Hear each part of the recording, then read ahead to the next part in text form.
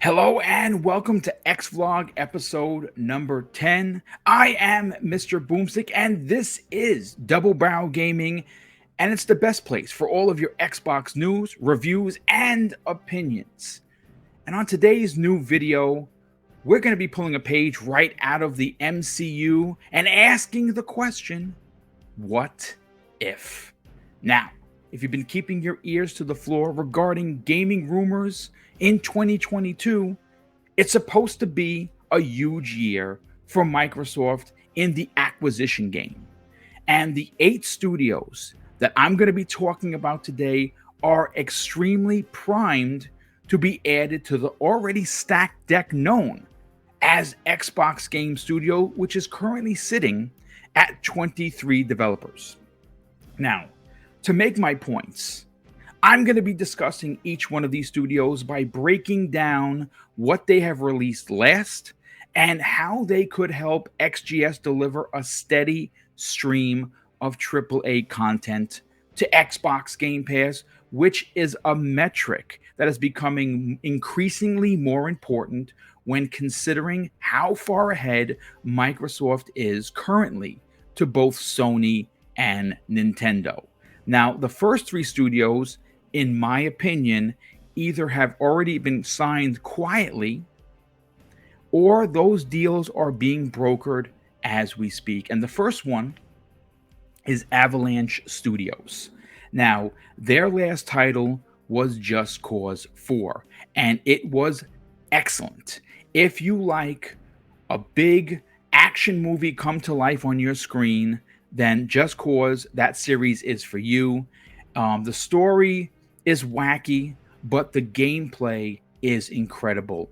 And this team knows how to tell an open world story that has a ridiculous amount of action added to the backdrop of it.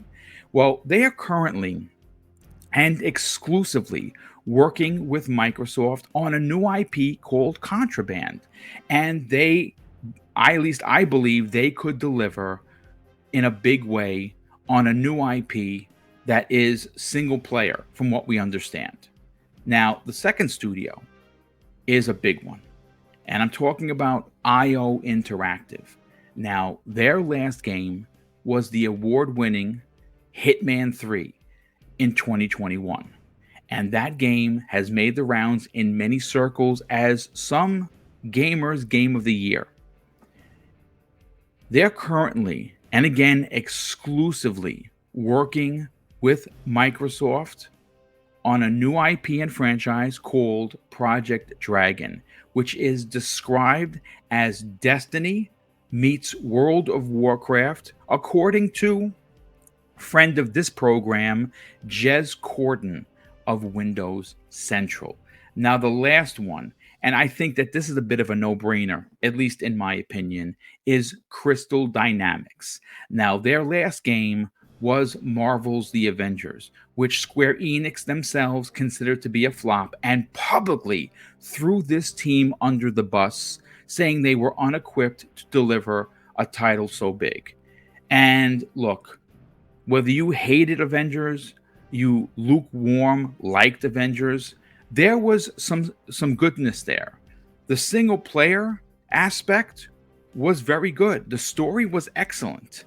The graphics were fantastic. But the problem was the botched loot system. And I think the other side of the coin that ruined this game was the outfits. They looked horrible. They seemed like they were designed on a whim, and clearly Square Enix wanted this game to become a giant cash grab. Now, when it was first announced, personally, as an MCU fan and someone that has been reading comic books since I was a kid, would have loved some classic Captain America outfits that were really, really good. Some classic Iron Man, some classic Thor, And you had some of those, but most of the paid DLC was egregious and looked sloppy. But that's not the game that I remember this team for. That, that Daryl Gallagher, who obviously is the head of the initiative, has a significant amount of connection to. I remember this team delivering Rise of the Tomb Raider when they teamed up with Microsoft. Now, you see that running in the background here today. It is by far one of the top games, the top showpieces for your Xbox Series X. But back then, when it released, was a showpiece for the Xbox One X. And I still think that that team has what it takes to deliver a story-driven single-player masterpiece. And they, if backed by Microsoft, could either work on an existing IP or potentially bring a new IP to the conversation. And I would love to see them deliver that. But here are the other 5 studios that I think have a really, really good chance of coming to Xbox first party in the form of an acquisition. The first one is Eidos-Montreal. Now, this is another studio that Square Enix owns and is considered a part of the Western division that company does not really have a lot of faith in.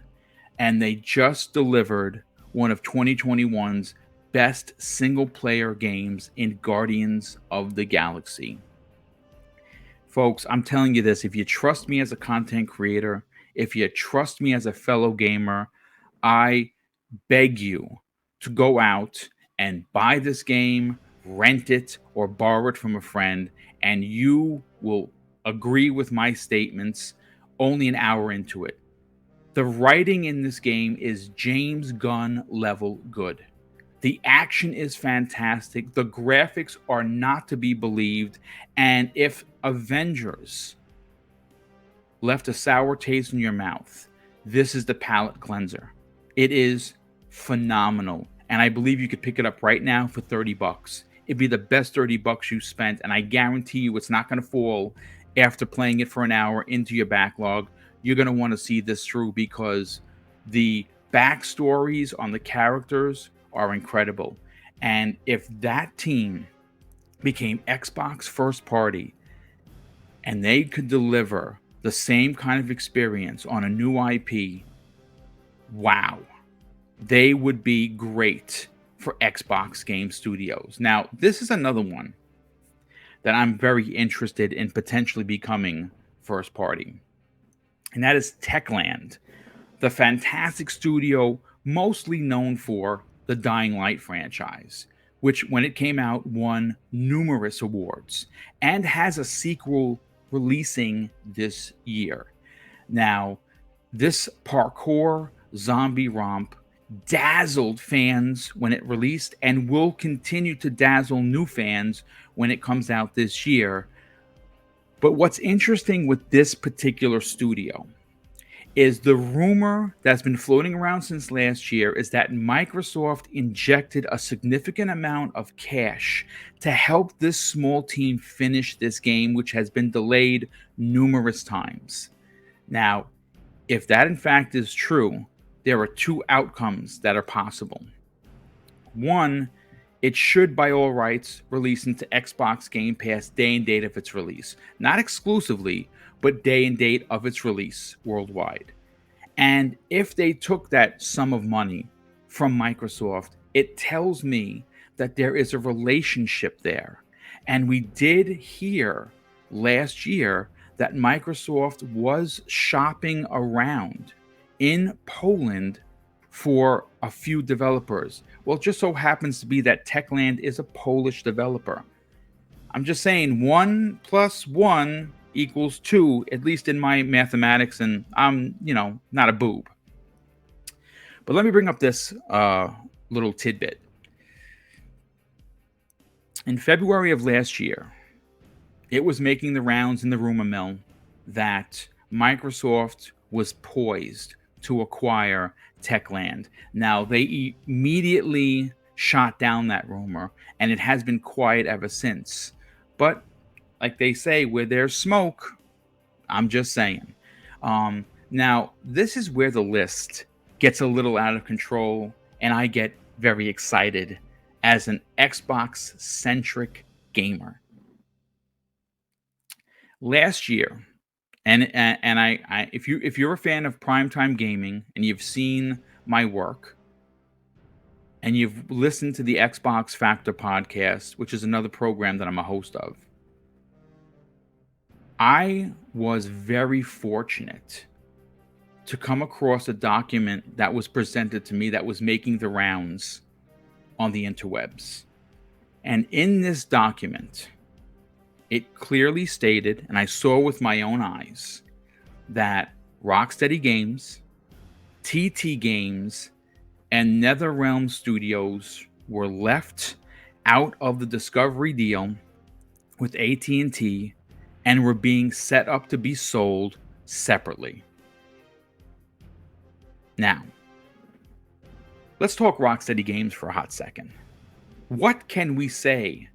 Their pedigree is flawless. They have released 3 highly reviewed and revered Batman titles, and they have a new game releasing this year called Suicide Squad: Kill the Justice League.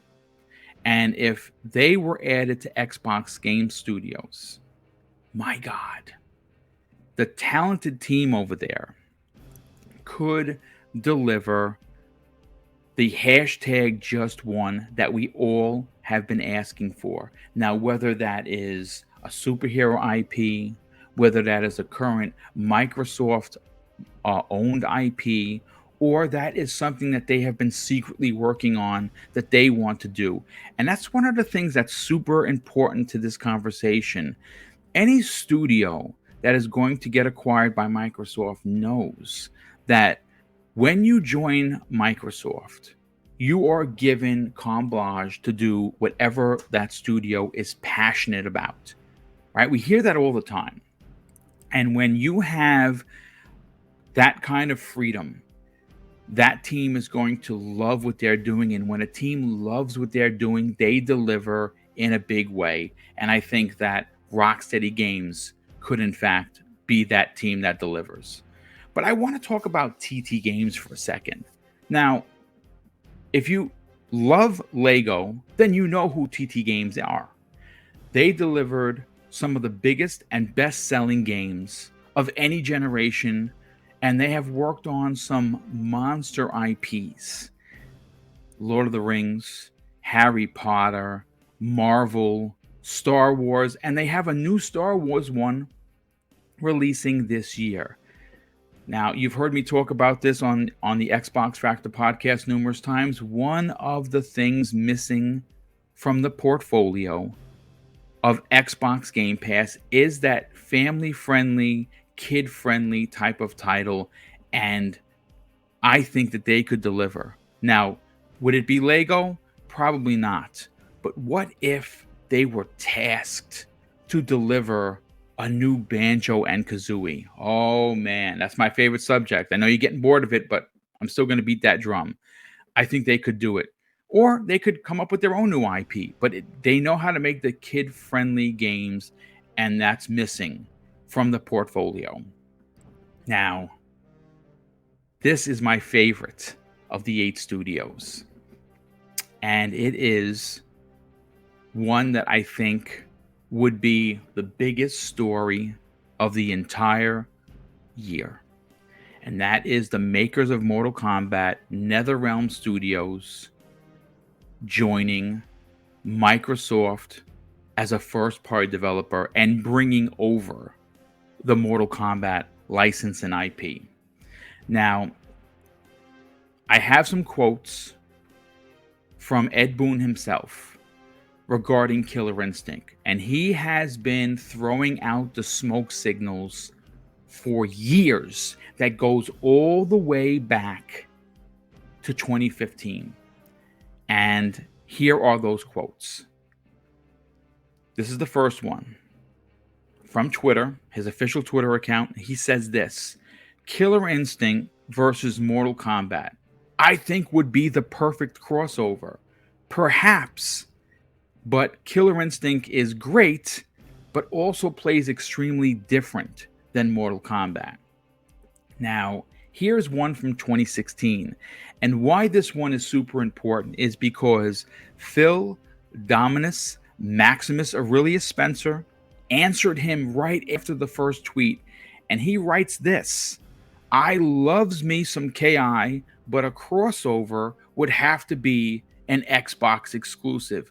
With Phil Spencer responding almost instantaneously, simply saying, I love this idea. Now, in the same year, in July of that year, Ed Boon was at San Diego Comic-Con and simply tweeted a picture of cosplayers dressed as Scorpion from Mortal Kombat versus the Japanese ghost from Killer Instinct known as Hisako.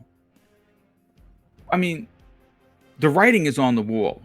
But let's bring in another tweet from Ed Boon from 2019. And he says this, and this is a really good one. This gets me goosebumps. You can't see because I got my Xbox sweatshirt on, but this is a good one. He simply says, wondering if Xbox players would want Killer Instinct's Thunder in Mortal Kombat 11 through a skin for Nightwolf. Yeah. I mean, how come that didn't happen? I don't know. One of the characters I think is almost should have been in there as Xbox exclusive DLC would have been Jago. I mean, how perfect of a character is Jago in the Mortal Kombat universe? I really think anyone from Killer Instinct could be in there.